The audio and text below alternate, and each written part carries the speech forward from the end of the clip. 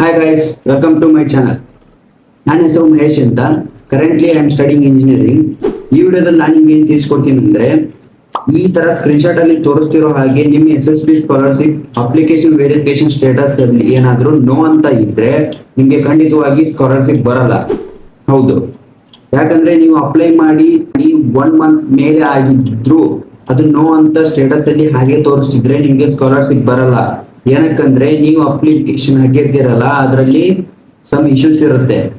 Reasons ಯಾವ ರೀತಿ ಇರುತ್ತೆ ಅಂದ್ರೆ, ಎಕ್ಸಾಂಪಲ್ ಡಾಟಾ ಮಿಸ್ ಮ್ಯಾಚ್ ಆಗಿರುತ್ತೆ, ಇಲ್ಲ ಅಂದ್ರೆ ಈ ಅಟೆನ್ಷನ್ ಪೆಂಡಿಂಗ್ ಇರುತ್ತೆ, ಇನ್ನೊಂದು ಏನಂದ್ರೆ ಟೆಕ್ನಿಕಲ್ ಇಶ್ಯೂಸ್ ಇರುತ್ತೆ, ಅಥವಾ ಅಪ್ಲೈ ಮಾಡಿರ್ತಕ್ಕಂಥ ಡಾಕ್ಯುಮೆಂಟ್ಸ್ ಇಂದ ಡಾಟಾ ಫೆಚ್ ಆಗಿರಲ್ಲ. ಇವುಗಳು ಮೇನ್ ರೀಸನ್ ಆಗಿರುತ್ತೆ.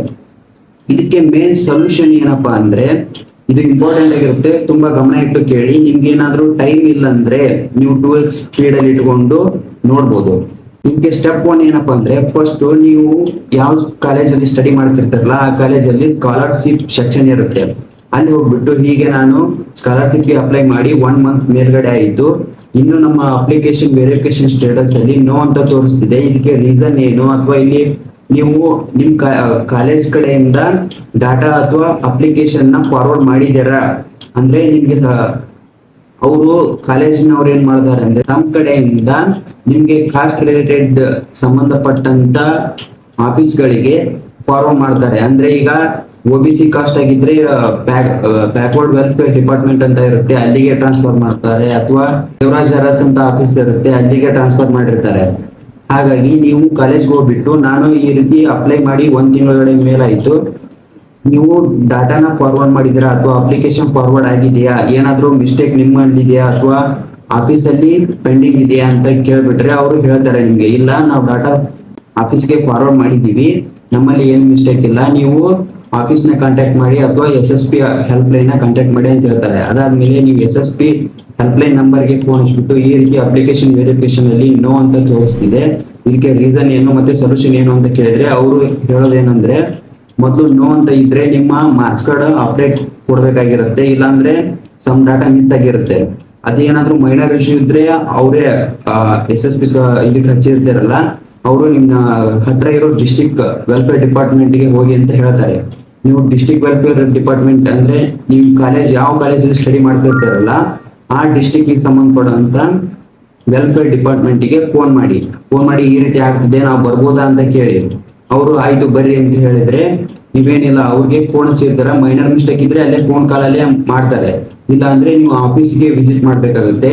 ಅದಕ್ಕೆ ಡಾಕ್ಯುಮೆಂಟ್ಸ್ ಏನ್ ಬೇಕಂತ ಫೋನ್ ಹಚ್ಚಿರ್ತಾರಲ್ಲ ಮುಂಚೆನೆ ಕೇಳ್ಕೊಂಡು ಹೋಗಿ ಡಾಕ್ಯುಮೆಂಟ್ಸ್ ತಗೊಂಡು ಅಲ್ಲಿಗೆ ಹೋದ್ರೆ ನಿಮ್ಗೆ ಯಾವ ರೀತಿ ಸಮಸ್ಯೆ ಆಗಿರುತ್ತೆ ಅದನ್ನ ಅವರು ಸಾಲ್ವ್ ಮಾಡ್ತಾರೆ. ಅದು ಸಾಲ್ವ್ ಮಾಡಿದಾದ್ಮೇಲೆ 3 to 7 days ಅಲ್ಲಿ ನಿಮ್ಗೆ ಅಪ್ಲಿಕೇಶನ್ ವೆರಿಫಿಕೇಶನ್ ಅಲ್ಲಿ ಎಸ್ ಅಂತ ಬರುತ್ತೆ. ಬರ್ಲಿಲ್ಲ ಅಂದ್ರೆ ಮತ್ತೆ ನೀವು ವೆಲ್ಫೇರ್ ಡಿಪಾರ್ಟ್ಮೆಂಟ್ ಗೆ ಹೋಗಿ ಕೇಳಬೇಕಾಗುತ್ತೆ. ಮತ್ತೆ ಇನ್ನೊಂದು ಇಂಪಾರ್ಟೆಂಟ್ ವಿಷಯ ಏನಂದ್ರೆ, ಇದು 1 ಮಂತ್ ಮೇಲ್ಗಡೆ ಆದ್ರೆ ದಯವಿಟ್ಟು ಮಿಸ್ ಮಾಡ್ಕೋಬೇಡಿ, ಯಾಕಂದ್ರೆ 1 ಮಂತ್ ಮೇಲ್ಗಡೆ ಆದ್ರೆ ಸ್ಕಾಲರ್ಶಿಪ್ ಬರ್ಲಾರ್ದಂತ ಚಾನ್ಸ್ ಬಹಳ ಇರುತ್ತೆ. ಹಾಗಾಗಿ 1 ಮಂತ್ ಮೇಲೆ ಆದ್ರೂ ಅದು ನೋ ಅಂತ ತೋರಿಸಿದ್ರೆ ವೆಲ್ಫೇರ್ ಡಿಪಾರ್ಟ್ಮೆಂಟ್ ಗೆ ಹೋಗಿ ಕಾಂಟ್ಯಾಕ್ಟ್ ಮಾಡಿ.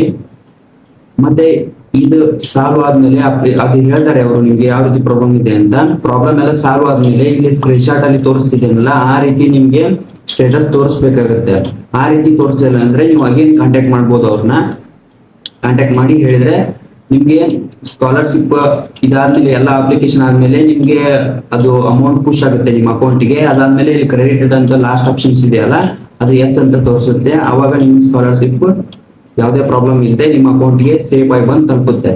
ಮತ್ತೆ ಇಲ್ಲಿವರೆಗೆ ನೀವು ವಿಡಿಯೋ ನೋಡಿದ್ರೆ ಒಂದು ಯಾವ್ದಾದ್ರು ಕಮೆಂಟ್ ಹಾಕಿ, ಯಾಕಂದ್ರೆ ನೀವು ಮಾಡೋ ಕಮೆಂಟ್ ಇಂದ ನನಗೂ ಮೋಟಿವೇಶನ್ ಸಿಗುತ್ತೆ, ಮತ್ತೆ ಇನ್ನು ಇಂತ ಇನ್ಫಾರ್ಮೇಟಿವ್ ವಿಡಿಯೋ ಮಾಡ್ಲಿಕ್ಕೆ ನನಗೆ ಹೆಲ್ಪ್ ಆಗುತ್ತೆ. ಮತ್ತೆ ನಾನು ನನ್ನ ಚಾನಲ್ ಮೇನ್ ಆಗಿ ಯಾವ ತರ ವಿಡಿಯೋ ಮಾಡ್ತೀನಿ ಅಂದ್ರೆ, ಇಂಜಿನಿಯರಿಂಗ್ ರಿಲೇಟೆಡ್ ಮತ್ತೆ ಈ ತರ education related scholarship related video ಮಾಡ್ತಿರ್ತೀನಿ. ಹಾಗಾಗಿ ಈ ವಿಡಿಯೋ ನೀವು ಕಂಪ್ಲೀಟ್ ಆಗಿ ನೋಡಿದ್ರೆ ತಪ್ಪದೆ ಸಬ್ಸ್ಕ್ರೈಬ್ ಮಾಡಿ. ಮತ್ತೆ ನಿಮ್ಗೆ ಈ ವಿಡಿಯೋ ಏನಾದ್ರು ಇನ್ಫಾರ್ಮೇಟಿವ್ ಇಂಪಾರ್ಟೆಂಟ್ ಅನ್ಸಿದ್ರೆ ಲೈಕ್ ಮಾಡೋದನ್ನ ಮರಿಬೇಡಿ. ಮತ್ತೆ ಯಾರಾದ್ರೂ ನಿಮ್ ಫ್ರೆಂಡ್ಸ್ ಸ್ಕಾಲರ್ಶಿಪ್ ಗೆ ಅಪ್ಲೈ ಮಾಡಿದ್ರೆ ಅವ್ರಿಗೆ ಖಂಡಿತವಾಗಿ ಈ ವಿಡಿಯೋನ ಶೇರ್ ಮಾಡಿ.